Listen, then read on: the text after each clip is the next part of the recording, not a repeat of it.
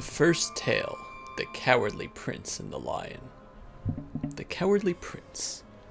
In a certain country there lived a prince named Tamalo, who was sharp of mind but weak of spirit.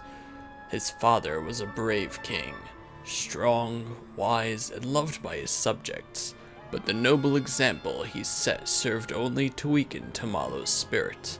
On one occasion his father told him thus: "Soon, my boy, it shall be time for me to retire, upon which thou shalt become king." While the announcement delighted the prince, it filled him also with terrible dread, for he did not have the spirit required to ascend to the throne. In his vexation, he wandered from the castle lost in thought, whereupon he encountered a fearsome-looking lion. The prince tried to flee, but the lion caught him easily in his paw, lifted him to his gaping mouth, and swallowed him whole. At first the prince thought he was doomed, but at length he began to reconsider his position. "At least I no longer have to become king," thought the prince. After taking a deep breath, he said to the lion, "Mighty lion, I am the prince of this country, and the day after tomorrow I was due to become its king. Since thou hast now swallowed me, however, thou must needs become king instead." "King, eh?" replied the lion. "I shan't complain about that." Thereupon, the prince led the lion back to the palace. The courtiers were shocked to see the lion enter the palace, but the prince pleaded with them from inside his stomach, and the lion was accepted as king. The lion proved to have quite an aptitude for royal duties. Whensoever there was a dispute in his kingdom, the lion would simply growl at his quarrelers. "Stop complaining, or I shall eat you alive." Whensoever a bridge was swept away by a flood, the lion would simply use his paws to rip down a tree and lay it across the river. Regarding taxation and legal matters, the lion was utterly ignorant, but whensoever such a problem arose, Prince Tamalo would speak to him from inside his stomach and provide him with a sound solution. Two Dragons. After some time, news reached the king that two dragons were ravaging the eastern and western edges of his kingdom. The people were terrified and looked to their king to deliver them from this terrible evil, upon which the king announced that he should go and smite the dragons himself. But even the fearsome lion stood no chance of defeating two such terrible dragons. "My dear stomach dweller," said he then, "what in the wide world should I do now?" Prince Tamalo considered the lion's request, and at length provided him with a suitable scheme.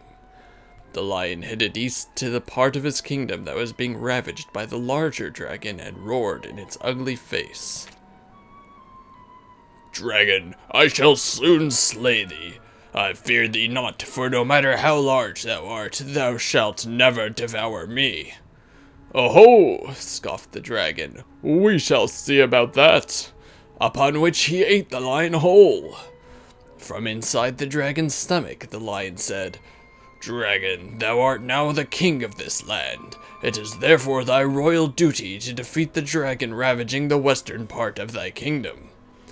At first, the dragon paid him no heed, but when the dragon witnessed the humans around him bowing in deference, as Prince Tamalo had requested them to do beforehand, he decided to do his royal duty, whereupon he went to the western mountains and slew the other dragon.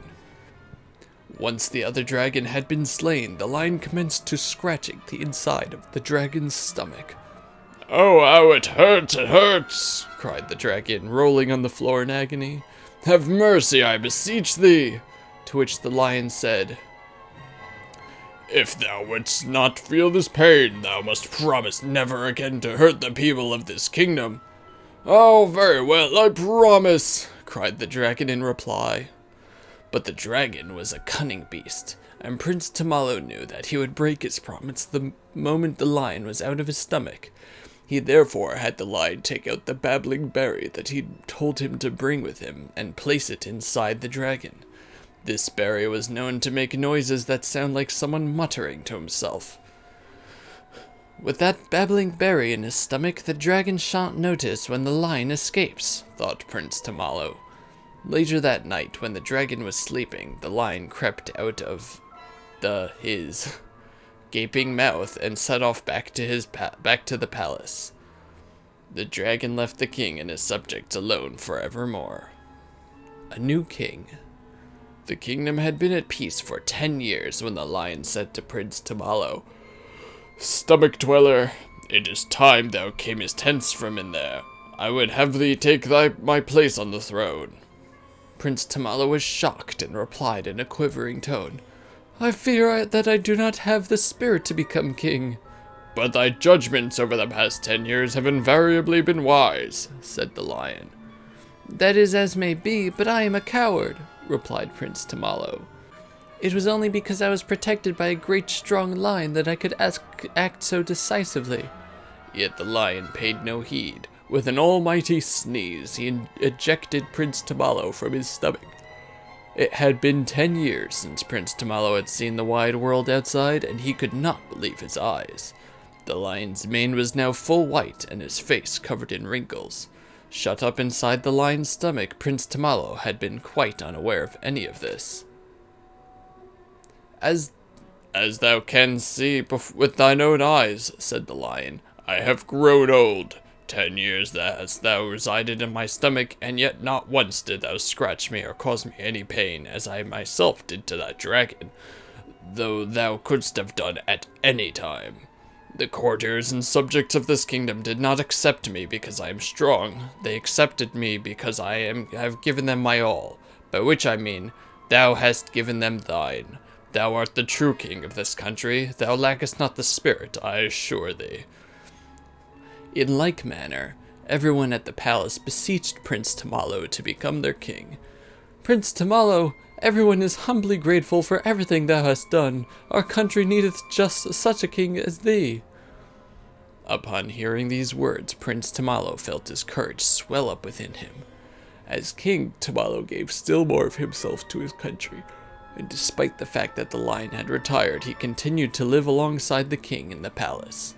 Though many countries are ruled by animals these days, in ancient times all kings were human. Indeed, the magnificent lion about whom you have just read was the first ever animal to be acknowledged as a king, and the world has never been the same since. And that, as they say, is that.